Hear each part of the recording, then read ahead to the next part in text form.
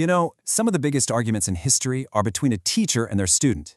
But what if that argument wasn't just some small disagreement, but a fundamental clash over the very nature of reality itself? Well, that's exactly what happened about 2,500 years ago between Plato and his star pupil, Aristotle. And their debate? It is echoed through the centuries, literally shaping how we think about, well, everything. Okay, so let's break this down. At the heart of it all is one simple question. What is real? For Plato, the answer was kind of top-down. He believed this messy, changing world we see and touch is just a flawed shadow of a perfect, eternal reality, a world of what he called forms. Think of it as the ultimate perfect blueprint for everything that exists. But Aristotle? He went completely the other way, bottom up. He argued that reality is right here, right in front of us. It's the dirt, the trees, the people we can actually see. For him, big ideas like goodness are just concepts we come up with after we experience real things in the world. To really wrap our heads around Plato's side of things, we have to explore his most powerful and famous analogy. It's this incredible thought experiment that asks us to imagine a world that's built entirely on illusions. All right, so he asks you to picture this. You're in a dark cave, you've been there since the day you were born, chained up with a bunch of other prisoners, and you are forced to stare at a blank stone wall. You can't turn your head, you can't see what's going on behind you. This wall, this is your entire world. Now behind you, there's a roaring fire. And between you and that fire, people are walking back and forth, carrying statues and all sorts of objects. The fire casts the shadows of these things onto the wall in front of you. And since these flickering shadows are all you've ever known, you and the other prisoners believe they are reality. You'd even make a game of it, guessing which shadow comes next, praising whoever is the best at predicting the shadow world. But then, imagine you're set free. You're dragged out of the darkness and into the blinding sunlight. At first, it's just painful, confusing. But as your eyes slowly adjust, you see the real world for the very first time. The actual trees, the animals, the sun itself. And you'd finally get it. The shadows on the wall, they were just a flat, pale imitation of this vibrant, true reality.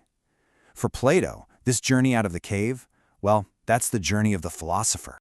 And this brings us right to the core of his entire philosophy, the theory of forms. The cave, you see, represents our physical world.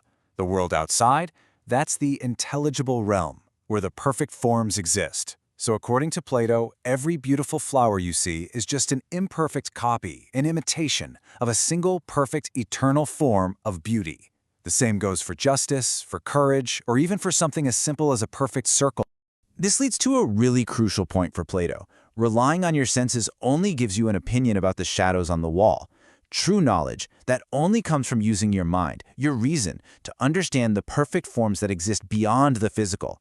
It's a pretty radical idea, right? That the world we see every day is actually the least real thing there is. You can just hear Aristotle in the background going, but come on, the world is right here. Just look at it. Now you might be thinking, this whole idea of a perfect form is just abstract philosophy. But for Plato, it wasn't. He applied it directly to his vision for a perfect society in his masterpiece, The Republic. And when he did, his conclusions about the role of women were, for his time, nothing short of revolutionary. Okay, so a common critique, both back then and today, is that Plato basically wanted to erase femininity. The French philosopher Rousseau even said that Plato, by getting rid of the traditional family, was forced to make them men. So is that what was going on? Was he just trying to make the female leaders of his ideal city more masculine? Well, as with most things in philosophy, the truth is a lot more interesting than that. See, Plato wasn't trying to masculinize women. He was trying to optimize everyone. He looked at the traditional traits of both men and women in ancient Greece, and he decided that to create the perfect leader, the perfect guardian, you had to get rid of the vices that were associated with both genders. And what's really wild is that his project actually cut both ways. He argued for getting rid of what he saw as vicious masculinity, things like too much anger, aggression, or ambition. But at the same time, he wanted to cultivate what were considered virtuous feminine traits in all the guardians, men and women alike. We're talking about gentleness, affection, and peacefulness. He was basically trying to re-engineer the idea of virtue itself, cherry-picking the best traits from traditional gender roles to build a new, optimized leader. So, for over 2,000 years, this debate between Plato's world of perfect forms and Aristotle's world of physical things, it seemed like a purely philosophical one. But then, in the 20th century, something totally bizarre happened. This ancient argument suddenly popped up again in the most unlikely of places, the mind-bending world of quantum physics.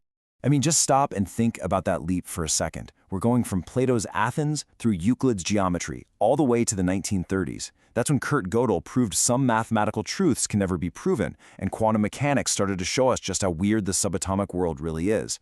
The fundamental question, what is reality made of, was still the same, but the tools we had to answer it were getting much, much stranger.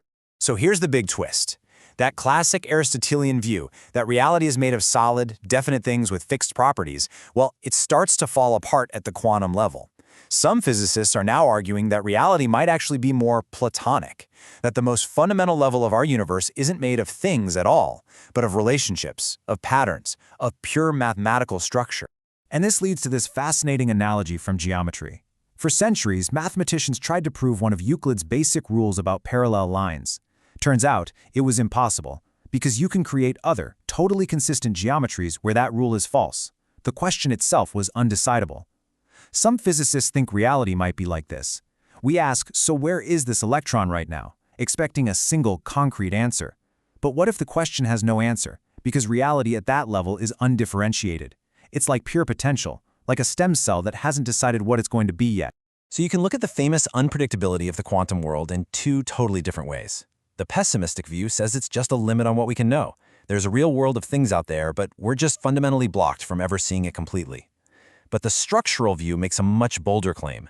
It says the unpredictability is the knowledge. It's not our failure to find an answer, it's the discovery that there is no answer to find. We've found what you might call a non-property of the universe. So where does all this leave us? I mean, we've traveled from a dark cave in ancient Greece all the way to the frontiers of modern physics, all by chasing down a single, incredibly powerful question. At the end of the day, the goal isn't to declare a winner. This was never some kind of philosophical cage match. The real point is that Plato and Aristotle gave us two fundamental lenses for looking at reality, a world of concrete things and a world of abstract patterns. And it really seems like we need both to even begin making sense of our universe. We so often think of science as the ultimate tool for discovering the hard facts about the world, for learning what there is to know. But this whole debate, the one that started with Plato and Aristotle and is now echoing in quantum labs, leaves us with a really provocative final thought. What if the deepest truth that science can reveal is that what there is to know isn't a collection of things at all, but the beautiful, mysterious, and maybe even the ultimate reality of pure pattern?